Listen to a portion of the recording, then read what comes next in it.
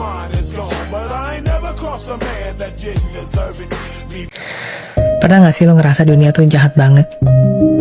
Orang ninggalin, teman berubah, semua seakan nyakitin lo tuh barengan. Tapi ternyata kalau dipikir-pikir ya, bisa jadi bukan dunianya yang berubah, tapi justru cara kita ngelihatnya.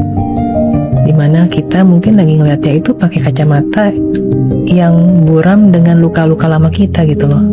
Kacamata yang kebentuk dari kecewa, dari ditinggal, dari rasa nggak aman yang belum sempat kita beresin.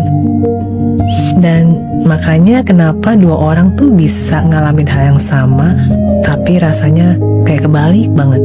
Bisa aja kayak satu orang ngerasa, kok dia ngejauh ya, pasti udah gak sayang gue lagi deh. Tapi yang satunya lagi malah mikir, akhirnya gue bisa nafas. Dan bahkan contoh deh, diam itu bisa berasa kayak penolakan buat satu orang, tapi jadi kedamaian atau ketenangan buat orang yang lain.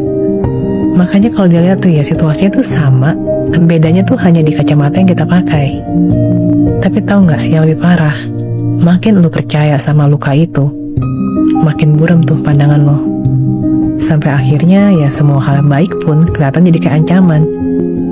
Nah, dalam psikologi ini tuh disebut cognitive distortion. Pikiran yang memutar realita sesuai trauma masa lalu. Jadi sebenarnya bukan dunianya yang gelap, cuma kacamatanya aja yang kotor. Nah, lantas gimana sih cara ngelap kacamata itu? Pertama, sadarin deh, ketika luka lama lo mulai menyetir reaksinya lo mesti nanya, ini tuh fakta atau sebenarnya tuh ketakutan gue? Dan yang kedua, belajar diam sebelum bereaksi, biar luka lo tuh gak sempet nulis naskah lah di kepala lo, bikin cerita sendiri. Dan yang ketiga, kasih izin buat sembuh. Sekali lagi ya, gak semua orang tuh datang buat ngulang luka lama di hidup lo. Kadang orang datang itu bukan buat ngulang itu semua, tapi justru buat membuktikan kalau ada yang bisa sayang sama lo tuh dengan cara yang baru.